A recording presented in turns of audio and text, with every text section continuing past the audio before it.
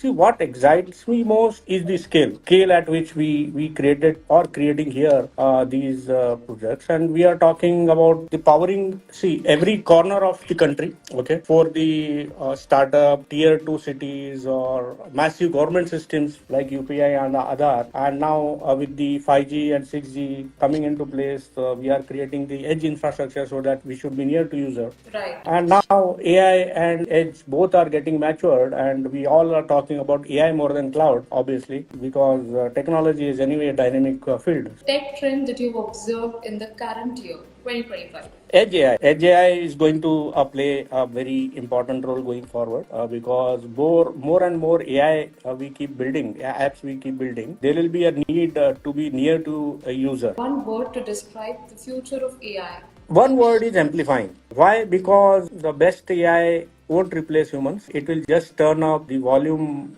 for our abilities, I suppose.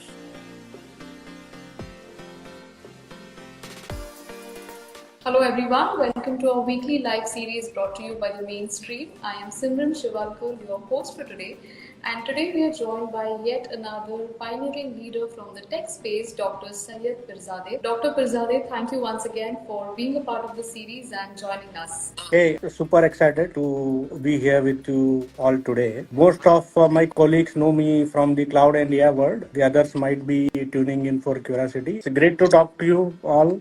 No jargons today. It's all story and all practical experiences, nothing else. So let's dive in. Absolutely. I am thrilled to hear your insights as well. And without any further ado, I would first like to introducing Dr. Syed Peerzade. He is a Forbes Top 20 leader and a member of the Top 20 CIO Hall of Fame 2016. Dr. Peerzade is also the mastermind behind some of India's most groundbreaking digital innovations, from pioneering India's first private cloud SaaS model at Reliance Entertainment to creating Yantra, India's first indigenous hyperscale cloud ecosystem. His contributions have reshaped the tech landscape in more than multiple ways. Currently, he is leading the charge at Geo Platforms, working alongside visionary leaders to drive the next wave of cloud and AI innovation in India and beyond. Known for his hands on leadership and his passion for building AI powered tech ecosystems, his expertise spans across various and multiple industries, including gaming, BFSI, AI as well. And today we get the chance to deep dive into his journey and also hear out some incredible insights from the industry. Right. Dr. Peerzade, let's start with your journey first, right from gaming and analytics, and now, of course, at the entertainment industry. How has this journey been for you? If you could tell us a bit about it.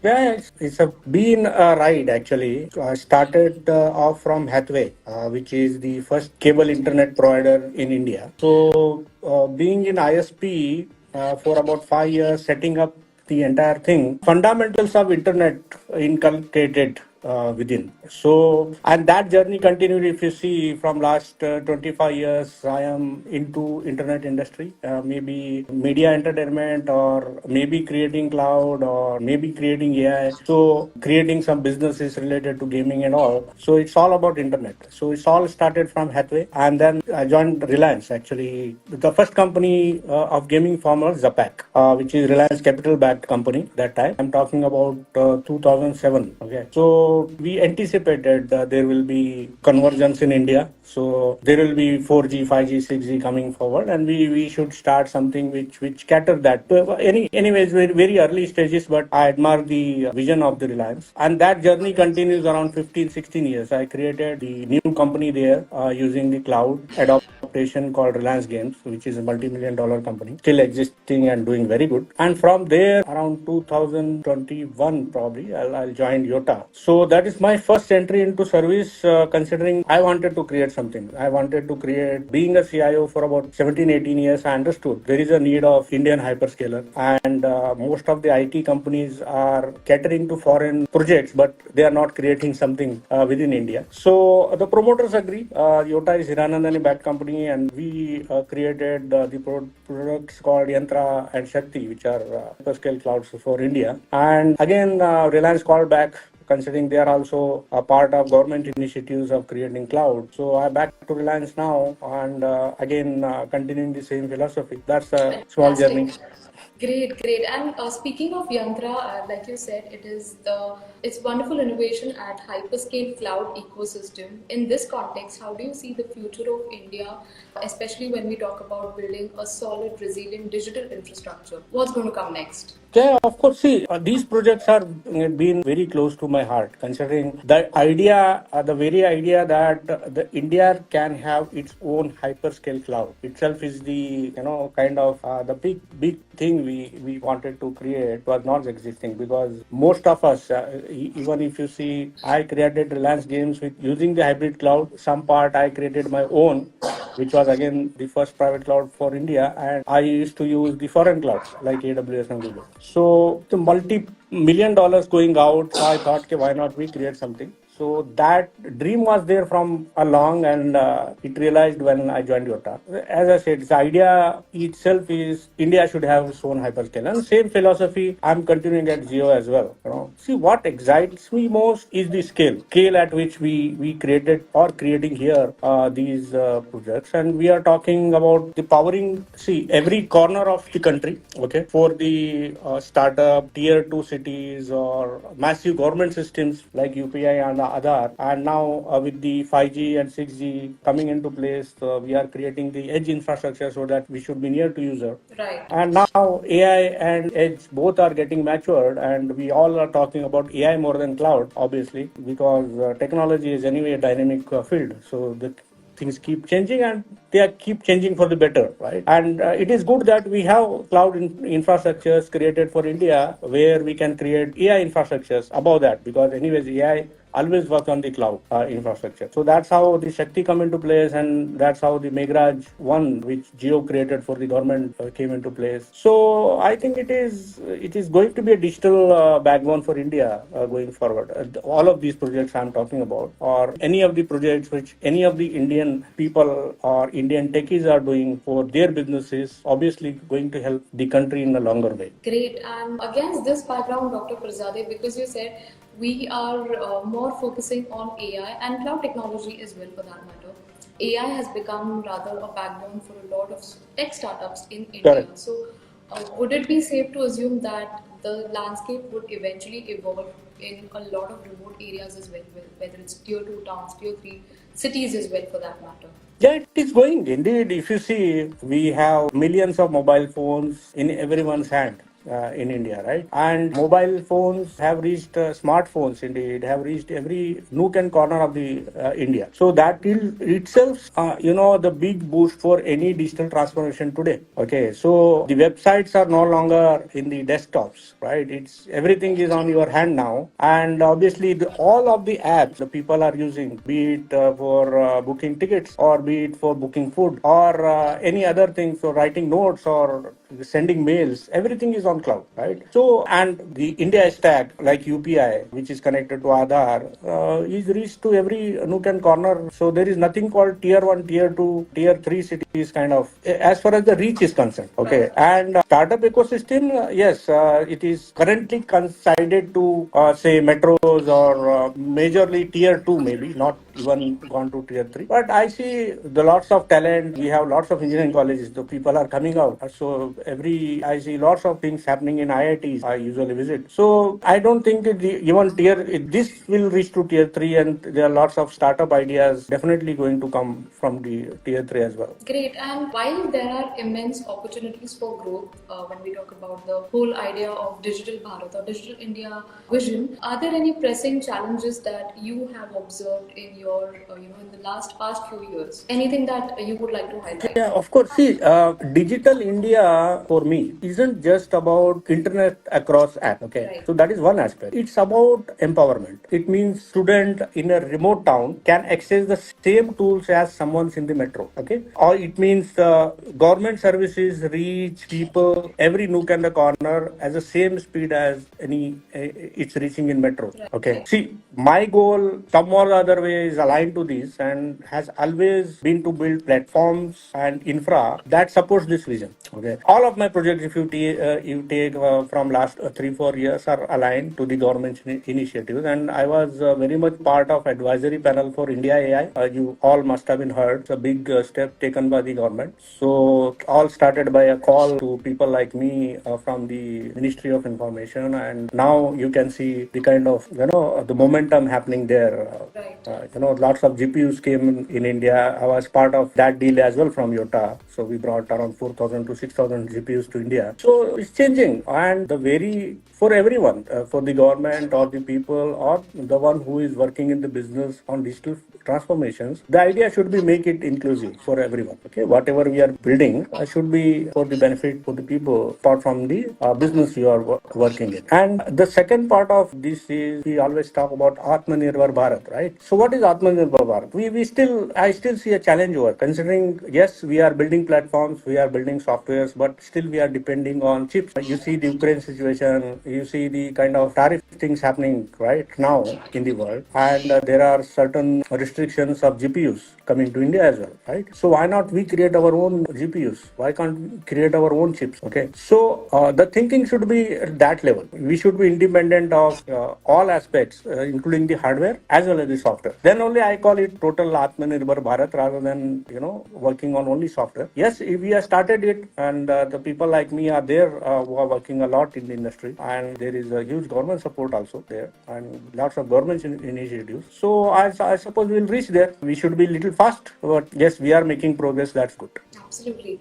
Coming from a leader's perspective, for someone who's known for driving innovation for the past, decade, how do you balance when it comes to taking risk as well as maintaining that level of stability in large projects at your organizations? See, wherever I go, I speak to my CIO colleagues or tech colleagues. I always say, think big. Although you can start small, but think big and learn to take risks. Unless until the innovation is directly related to risk. Okay. And I am fortunate, I got the organizations where all of our vision, including the top management, to me, to my team, we always worked on similar goals. So we don't have that gap where we need to think differently. But yes, that ideal situation may not be there for everyone. But there are tools today, okay, where they are more powerful. There are cloud sources, there are open source AI APIs where you can build a global products from your laptop itself rather than we thinking of servers. But more importantly, my advice is stay grounded. Okay, learn from failures, seek mentors, surround yourself with the people who challenge you rather than surrounding yourselves with the yes masters. Okay, that will definitely kill the innovation, and that's where the real growth happens, right? So the transformations, whatever you do, should be organization wide. Should bring cost is one aspect which every CIO struggle today, and that will be there always. Okay, but you should be very much mastered on your numbers rather than technology as a board member to convince the management, and bring the innovations which give business value more than the cost. Okay, and how that business value will be calculated? It will be calculated by mastering your numbers, bring ideas to create new businesses using the digital transformations. Okay, time to market for your products, which plays a very important role in revenue growth. Okay, so everything, whatever you do, you should not do for a fancy thing, peer pressures. It should be always connected to your business and your numbers. That's all. And more importantly, the many factors play. All right, many factors play. I'll keep little bit elaborate here, considering it's not only about the career. It's everything which is surrounding you will influence you to carry out the passion. Because at least in my case, it's always there. Right from my teachers, from my school to my parents, and when I was creating Yantra Shakti kind of a thing. So when you are following the passion of 24/7, you keep talking about it, right? So today, your family support is very much important. Today my wife is more known about cloud than me, considering I keep talking about it. Okay, so family support also plays a very important role, and how good your team is. So you have to mentor and create a team which supports you. So all these factors create a growth. Individually, you cannot do much of the thing. I think we all can definitely agree with that. There's a lot of efforts that goes driving innovation, driving your self truth, but there's a lot of, I think, creating or taking that kind of support from your team and your family members plays a Absolutely. huge role. So thank you so much for highlighting that, Dr. Peerzade. Before we conclude, I also have another important question for you. You have been named as one of the top 20 leaders from the Forbes list in technology. What legacy do you hope to leave behind in the tech world, and any key recommendations or any best practices that you would like to give out today to up and coming leaders or your peers from the industry? So honestly, the awards are nice. That's good. It encourages you. But for me, legacy is about building a thing that outlives you. Okay. If someone 10 years down the line builds something impactful on top of the platform or a policy we put in place, that's the legacy. I would say. Something which brings smiles when you are very much old, when you see what you have created disrupted the market. Oh, that's the legacy you should leave. Okay, coming to balancing the innovation, obviously innovations always carry risk, but innovations without directions will become chaos. Okay, so and too much stability kills the growth. So both aspects, yeah, if you want to stable for entire life in terms of technology I'm talking, it will kill the growth. But innovations without direction also kills the organization itself. So we should be very much balanced while thinking this. We should plan all the transformations we are talking about, and we should be ready with the plan B.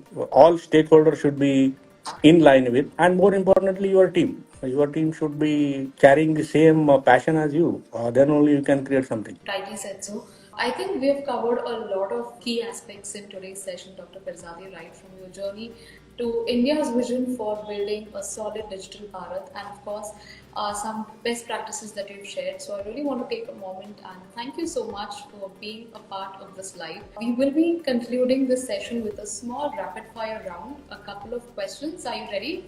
Yeah, sure. All right.